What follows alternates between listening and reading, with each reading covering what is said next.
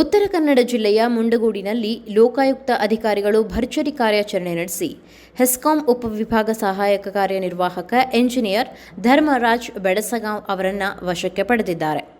ವಿದ್ಯುತ್ ಗುತ್ತಿಗೆದಾರ ಶಿವಯೋಗಿ ಕೂಡಲಮಠ ನೀಡಿದ ದೂರಿನ ಆಧಾರದ ಮೇಲೆ ಲೋಕಾಯುಕ್ತ ಅಧಿಕಾರಿಗಳು ಮುಂಡಗೋಡಿನ ಹೆಸ್ಕಾಂ ಕಚೇರಿಯಲ್ಲಿ ದಾಳಿ ನಡೆಸಿದರು.